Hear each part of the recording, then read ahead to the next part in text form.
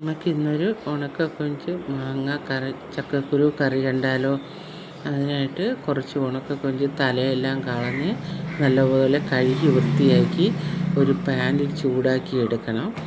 അതൊന്ന് മാറ്റി വെച്ചിട്ട് ഒരു ചട്ടി അടുപ്പത്ത് വെച്ച് അതിലോട്ട് കുറച്ച് ആവശ്യത്തിന് ചക്കക്കുരു ഇട്ട് വെള്ളം ഒഴിച്ച് ഒന്ന് അടച്ച് വെച്ച് വേവിച്ച് കൊടുക്കാം. അതൊന്ന് വെന്ത് വരട്ടെ. അത് വെന്ത് വരുമ്പോൾ നേരത്തെ വറുത്ത് മാറ്റി വെച്ച ഉണക്കക്കൊഞ്ചും ആവശ്യത്തിനുള്ള മാങ്ങയും കൂടി ഇട്ട് കൊടുക്കാം. ഇട്ട് അതൊന്ന് ഇളക്കി യോജിപ്പിച്ച് കൊടുക്കാം. മാങ്ങ പുളി ആയതുകൊണ്ട് ഇച്ചിരി ഇട്ടുള്ളൂ. പുളിക്ക് ആവശ്യത്തിനുള്ള മാങ്ങ ഇട്ട് കൊടുക്കാം. ഇനി അതിന് വേണ്ടിയിട്ടൊരു അരപ്പ് റെഡിയാക്കാം.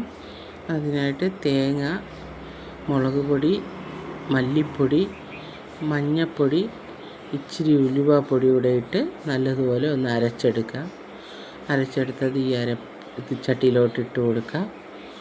വെള്ളം ഒഴിച്ച് ആവശ്യത്തിന് വെള്ളവും ഉപ്പും ഇട്ട് കലക്കി എടുക്കാം.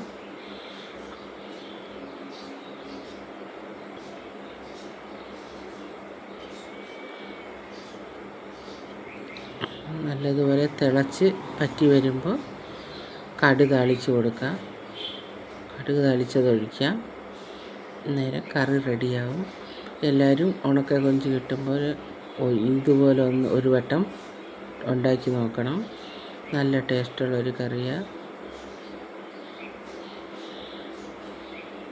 ഞങ്ങളുടെ ചാനൽ സബ്സ്ക്രൈബ് ചെയ്തിട്ട് കാണാം. ഇതേപോലെയുള്ള വെറൈറ്റി വീഡിയോകൾ കാണാം. എല്ലാവരും സബ്സ്ക്രൈബ് ചെയ്യുക, ലൈക്ക് ചെയ്യുക, കമൻറ്റ് ചെയ്യുക. ചേട്ടന് കൊടുത്ത് കറി ഇഷ്ടപ്പെട്ട് അടുത്ത വീഡിയോയുമായി വീണ്ടും കാണാം.